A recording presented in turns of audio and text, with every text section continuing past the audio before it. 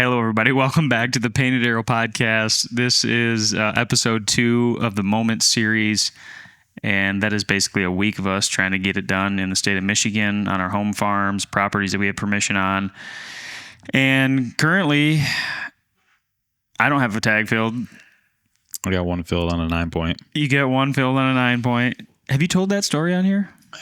I don't know. I don't think I did. Maybe you tell that one. But today's November 6th, so we kind of started on the 1st, and we're kind of trying to run it through the weekend type deal. I mean, just until we try to get it done. Yeah. But we're calling it the 1st through the 9th ish is kind of what we originally said. But I mean, anything can happen. That's the beauty of this time of year. Is anything can happen. But we wanted to get on here and kind of tell you guys some of the things we've been seeing in the woods and kind of give our 2 cents. And we've had some pretty good encounters. You got something to say over there. Go ahead. I do. You and a lot of other people always really, really like that first week in November. Mm-hmm. I don't know if it's specific to the properties that I grew up hunting or not. Right. But I have always really, really liked more so the second week of November, which is typically when people would say that's lockdown. And again, I don't know, maybe it has something to do with the properties that I hunt, which are like timber and swamp. But growing up, I always had a lot better luck. Maybe we'll say the back half of the first week and the beginning half of the second week. So that middle zone, that's where I've had better luck. I've had some really boring sits that first couple days of November. Because it just seems like there's only a few does in estrus at that point, and the big daddy bucks are the ones that usually get those does to cooperate first, and they're held up out in the swamp somewhere. And so there's just not a ton of. This has all been my experience historically. So, we're just getting to the days that I really, really love. Yeah, me too. But yeah, I think it was October. Had to be the 26th or something, I think, when I shot that 9-point. Yeah, that was before the Moment series. Mm-hmm. That was funky deer, a wide 9-point with really short tines. One that's been on the farm all summer. Been watching him on camera, and you and I had sort of, and others have kind of tried to decipher, is that an older deer with weird genetics? What's going on? Because he looks weird. He looks weird, and I don't get the impression that he's a super young deer, but just had kind of thought, man, if I get a chance at that deer, I'm probably going to kill that deer. Mm-hmm. And I think we came back from Ohio. You got on the board in Ohio, and I had a really cool hunt on I think it was October 26th. I'll verify that here. Yep, October 26th. The Sunday? Yep. You always kill on Sunday. My son got baptized on that Sunday, October 26th. Everybody was over for a baptism party, and we were celebrating the Lord, and the party wrapped up a little early. I wasn't even planning on hunting, but I'm looking around everybody got out of here at a decent time. I looked at my wife. I'm like, what do you think I go sit for the last honey? What do you think? Couple hours here. What do you think? I just She's peel like, on out. I wouldn't mind if you stayed in and watched a movie with us. And I'm thinking, well, I mean, I'll clean up all the whole party stuff, do all the dishes, and then I'm gonna jump at the stand for a couple hours. She was like, okay. Anyway, so cut to the next scene. Saw some action, not a ton of bucks that night particularly, but literally at last light or close to last light, had a small buck work right in front of me, past him. He works over just out of sight, and then I see him kind of get all bristled up and pin his ears back, and I'm like, oh, there's another buck over there clearly, and I pulled the glass up. It was just dark enough where you can't see what's going on over there with your naked eye because it's far enough and dark enough. Yeah. But you pull your glass up and you can still see everything perfectly. Yeah. You know what I'm talking about? Oh, yeah. And I'm like, I think that's that wide 9-point. I hadn't seen him on the hoof yet. And so I grunted over at him, and he looked and wasn't real interested. And then all of a sudden I snort wheeze at him, and he immediately snort wheezed back. He did. Immediately. Yeah. Just no, F you. You know what I mean? Yeah. And then he just kind of stared over my direction for a while. And at this point, I'm working with minutes left of legal light. So I'm kind of throwing the kitchen sink at this deer to see if I can get him to come in. And finally, the snort wheeze pissed him off just enough that he was like, he was in a spot where he thought he could see down into this bottom where I was. So like he's hearing all this, but he can't see anything that's matching the sound. And so I don't think he was super convinced.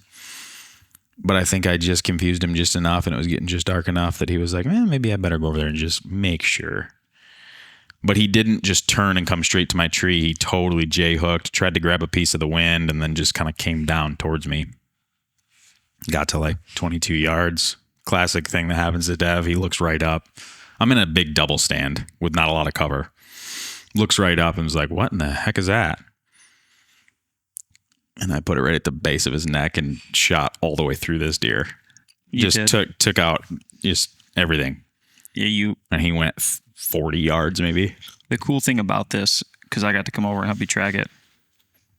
I took a video of this, but I didn't really like in the moment when I was videotaping this in the recovery. I was like, I'm gonna post this. Yeah. And then I went back and looked at how graphic it was, and I'm like, this isn't gonna go anywhere. Like, yeah. But it was basically the arrow. You shot him in the neck. It exited. It's right at the base of the neck. Yeah. And it exited like on his belly next to his pecker. Yeah. It cleaned him out. And so when we were trailing the deer, which I'm sorry to steal some of your thunder. No, please. One thing you didn't mention was you had your boys. That was the most special part. Yeah. I realized I was about to tell that. All year, I was kind of like looking for an opportunity to shoot a buck so that I could go on that blood trail. Cause like I've had my boys around it in previous years, but the older two are 4 and 2. And so this year particularly, especially the 4-year-old, it was just a whole different experience. Where like in previous years, it was like, oh, look, daddy shot a buck. And they're like, ooh, and they touch it. Like the 4-year-old wanted the flashlight. He wanted his overalls on. He wanted to do the blood trail. And it was just like a whole different experience this year. So I was like really itching to shoot a good buck, but even more so than that, itching to just draw some blood because I wanted that experience. And you made it a pretty, like, this setup was perfect. Excuse me. We both have mints in our mouth, and I'm like choking on my own saliva. Yeah. No, but like the deer went all 50 yards, maybe 50 yards, and the mega meat gave us literally a red carpet. Yeah. I mean, you could have been blind and found that deer. So the story I was getting ready to tell that I thought was really unique about this. It's just a small detail thing that I just for some reason thought was really interesting. But you put the arrow, frontal shot through the neck, all the way through him. It exited. So like when we got there, you could see like guts were coming out on the exit. Mm-hmm. Just in front of his pecker. But as we were trailing deer for the first time ever, we found the arrow facing the opposite direction, lodged in a little sapling tree. So halfway up, let's call it 5 inches off the ground, 6 inches off the ground, the broadhead was facing towards us as we were trailing the deer. Yep. And the back of the sharp part of the broadhead was like lodged in the tree. So there's just arrow is just like horizontally floating in the air. Parallel with the ground. And I was like, I don't think we knew at that point, but once we went and saw that you'd shot him all the way through, what we believe happened is the broadhead sticking out the bottom of the belly because you shot him in the neck. It's sticking out. He's running away. And it grabbed that tree. And it grabbed the tree and pulled the arrow all the way through him. That's exactly what happened. And I just thought that was the most... It was so interesting. Because that arrow was just floating in the air, looked like. Yeah. And you're like, oh, here's your arrow. And we walked up there and it was just literally in the middle of the air. It looked like it was dark. You just see a lighted knock floating in the air. It was cool. I'm like, what the heck? And then we were like, how's the arrow facing the opposite direction? And then we sort of kind of ran the math. Like, oh, it was sticking out. It grabbed that tree and just, that's wild. I thought that was really cool. Excuse me. Because there's, I'm sure a lot of times something weird happens like that, but usually you find the arrow and it's broken in half and it's just laying on the ground. You have no idea what happened. But this one was like, exactly what happened. Yeah. It's kind of cool. It's kind of like the lighted knock was pointing right to where he was laying too. 100%. He wasn't 20 yards past that. Yeah. So then that happened on the October 26th. So now that we get onto Moment Series here, we've had some hunts. Yep. I guess I'll take the 4 real quick. I had a miss. That's the most notable thing that's happened to me so far is I had a miss. And correct me if I'm wrong. It wasn't what you would say a giant, but it would have been one of your better archery deer, right? it was like a standard type of deer that I've killed, like 110, 115 inch 8-point. Okay. 100% a 2.5-year-old. Yeah. 100%. Like his body was just video, not. The video looked like a big bodied deer with a decent rack. So I mean, it's always so deceiving, but that video looked like a pretty good deer. This was the dumbest deer in the woods, and I couldn't get him killed. So I'm set up in this pinch point. Yeah. And basically this deer, I didn't even see him come in. I was on my phone. Like, I don't even know what I was doing, but I heard bap, bap, bap. And then I look over, and here's this buck at 35, 45 yards. Yep. And so I quick get the phone on the Mag Pro, press record. And there's no shooting lanes because I've only saddle hunted this year because I just sold the farm, and so I'm kind of bumping around, just spots. Hunting wherever I can get out, behind the house, at the new property, a little bit your place, just kind of anywhere I can go. All this to say, I'd never hunted this spot, had never had any. I think it's also I'm going to note this particular property is a really, really large tract that we both just got permission on that we know nothing about. Yeah. So there's no stands. That was my main point. There's no stands. There's it's just a huge piece that we know nothing about and has no locations. Yeah. And so it's very much kind of like the public deal. You're looking at a map saying, well, that looks like a good spot. Grab the saddle, go hunt. I forgot to mention something. So as I'm walking in, I'm creeping down a trail, and I see 2 buck racks over in this CRP looking. Before you even set up. Yeah, this was, I forgot to mention this. Walking in, looking for a tree. Was it one of those deer? Yeah. Yeah. I'm 50 yards away, and I look over in this tall grass, and I just see 2 racks. One bigger, one smaller, or yeah, one bigger, one small. It was quick. I was 50 yards, and I was walking, just making a hell of a lot of noise. Yeah. But I was creeping. Instead of just going, I was going, and there's a couple squirrels, and I would go 2 more, and I would pause. Yeah, got it. So I was Yeah. creeping. And I don't know. I got lucky. I look over, and there's these 2 bucks. Mm-hmm. So I'm oh my God. So I crouch down because I'm standing up. If they look up over, they'd see me easily. Nothing so they didn't see you? No. Wow. So I creep back 45, 50 yards. Was there any wind? Get up the first decent tree I see. Mm-hmm. Yeah, it was decent wind. And it was I could see the deer as I'm climbing the tree. I love that. And I was glassing them. I would peek around this big oak, and I would get what were they doing? Ladder why were they together? Don't know what they were doing, dude. Had to be a doe over there. It was really tall grass. But yeah, so I finally get up the tree, and I was keeping an eye on him a little bit as I was going up, but I was just trying to do it quick. There was no rhyme or reason to where I set up other than I thought I could call him in from there. That was it. I was if I get up in this tree and grunt, they'll come right in, and I'll shoot him right there. I kind of had that much figured out. That was the plan, yeah. So I'm up the tree now. I couldn't find him. Hour and a half goes by, and all of a sudden, brat, brat. And I believe it's one of those deer. This is all quick. Sure. It's happening quick. There's no shooting lanes. I have one spot where I I ranged it. It's clear there. It's 26 yards, second pin, no thinking, just shoot, right? Mm-hmm. Here comes this deer. As soon as, it's classic. As soon as he's about to hit it, he turns away, starts quartering away really hard. Yep. And I'm it was very obvious, I'm not taking that shot. So I let down, and now I start talking to the deer, kind of like you were just describing with that wide 9. I just let him have everything I had. Yeah. I got nothing to lose. Through the kitchen sink. So I was bah, and he doesn't hear me. Bah, louder, doesn't hear me. Then I hammer it the 3rd time hard, bah, and he finally, you know how I'm saying? He turns, and he squares up to me, and he's looking for the noise, right? And he just keeps walking. And so I, bah, bah, bah, bah, louder. He kind of turns a little bit, and then keeps walking away. And so finally I gave him the snort wheeze, yeah. He literally just turns, pins his ears, and starts walking. I love that. Isn't that cool? It's a sleeper. It's cool when you realize I just did something that made that deer decide to do something different than what he was planning on doing. I'm ultra you just confident talked this to time him. of year. Yeah. It's crazy. Ultra confident because that's how a lot of my deer have been killed. Me too. Grunting at them and they're walking the other way or something. Yeah. Anyway, it's that time of year. So he came in, and as he's kind of quartering to me really hard. He's coming in at about 25, 28 yards, almost paralleling me. Is he trying to get the wind? 100%. And he's about to hit my foot trail. He's like, as he starts pinning his ears and walking in, he's immediately downwind of me. So I'm like, time is of the essence in my mind. I'm like, he's gonna get me. Get you. Yeah. It's just a matter of when. So I drew. He's marching to me, kind of quartering to me pretty hard, and then starts going sideways from me. And I have like I was full draw, so I don't have my rangefinder, and I called to him. So in my mind, I'm like, he's coming in tight. Like I don't need to range anything. Like I'm gonna get him tight, and he starts kind of quartering away, and all of a sudden I'm like, he's gonna hit my foot trail.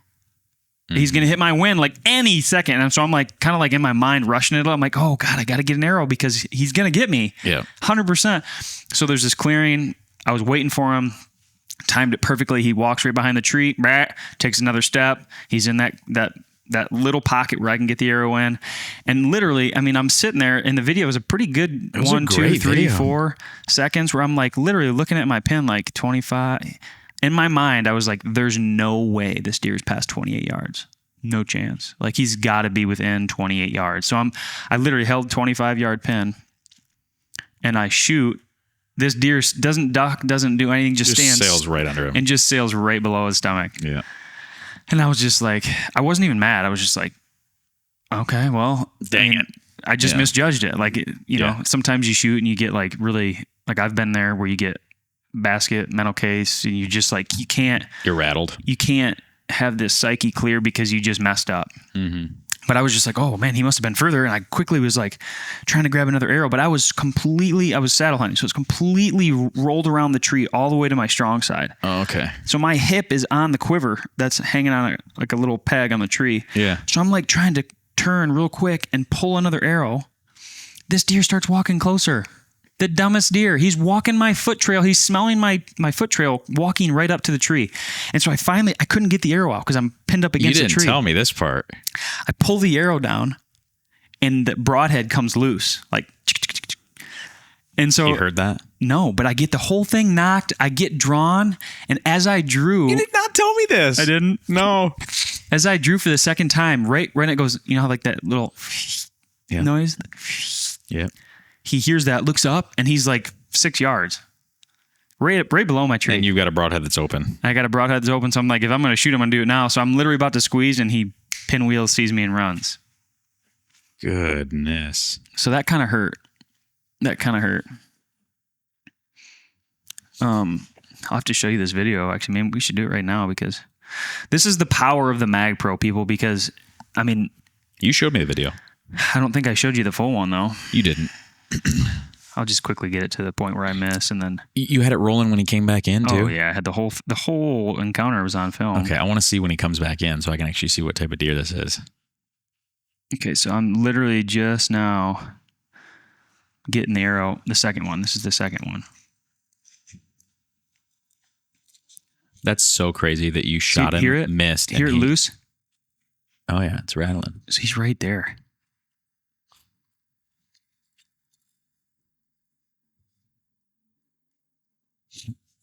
And tears out. Can I see that real quick? Sure thing. Oh.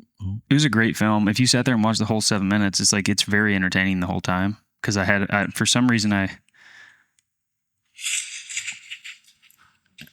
it's a pretty good deer. Yeah, it is.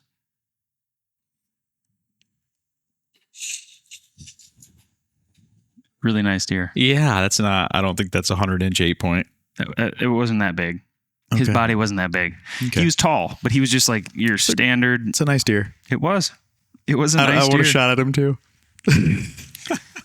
So that happened, and then I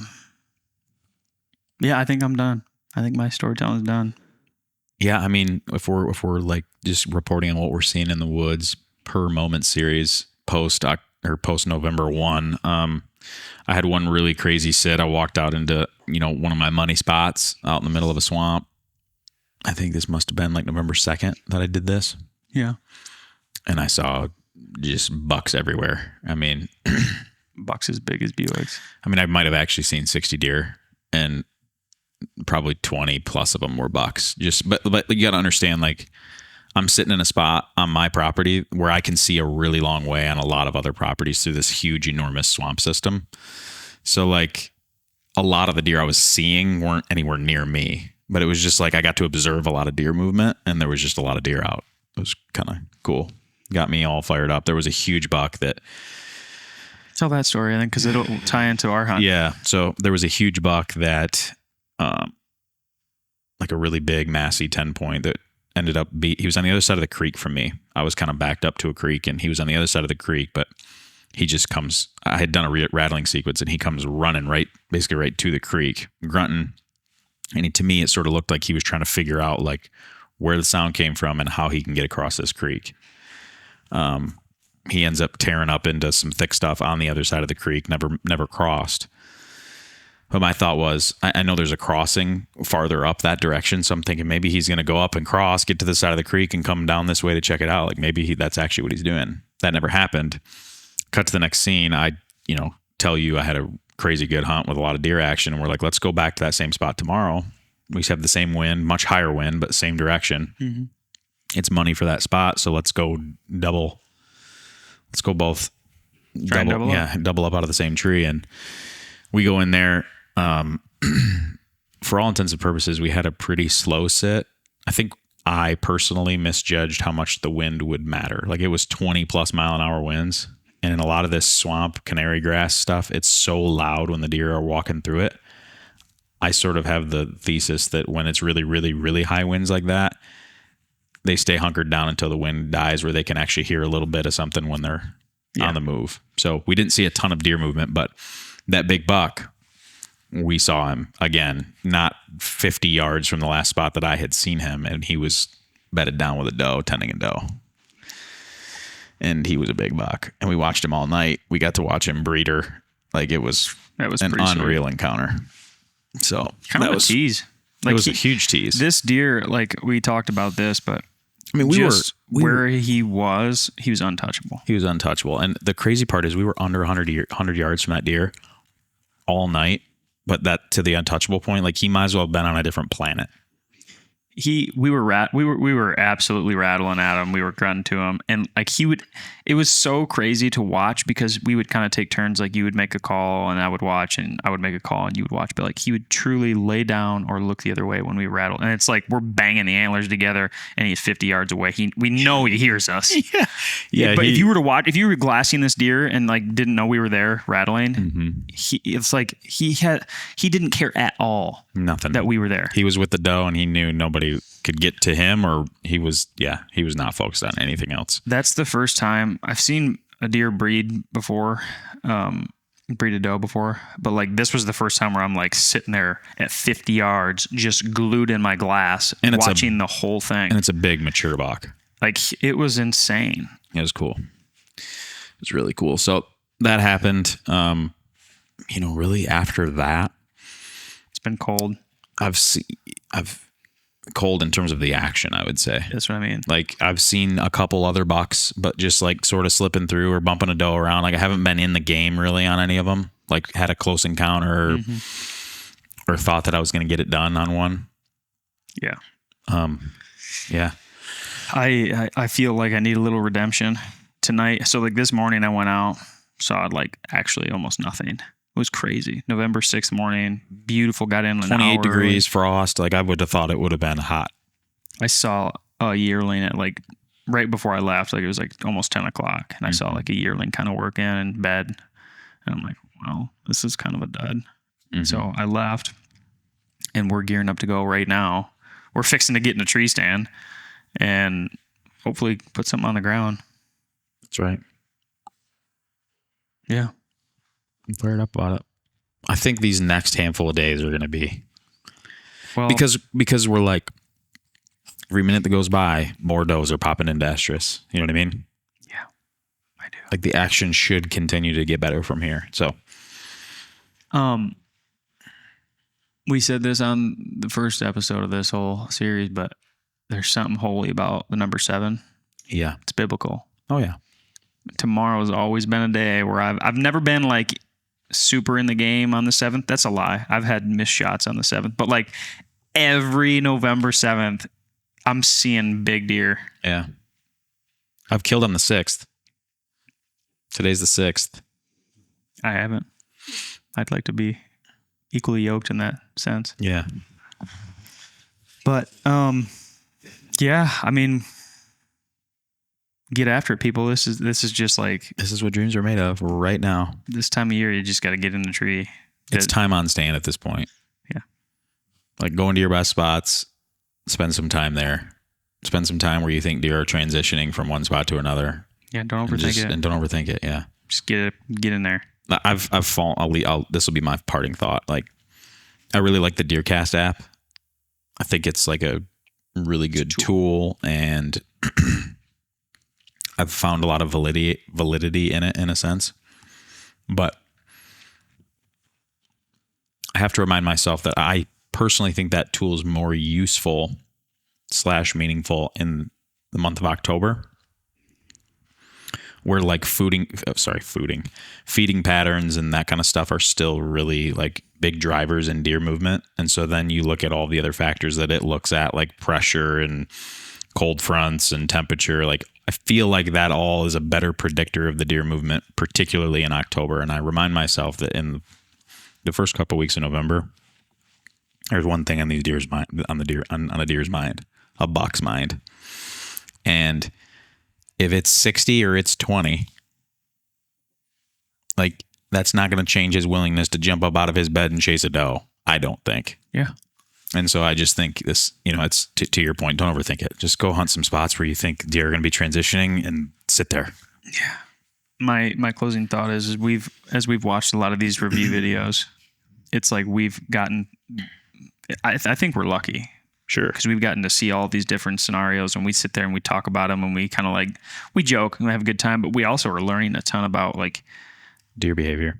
Well, that, and just like mistakes that people make, or close calls, and things that work, things that don't work in the hunter's, approach. Mm-hmm.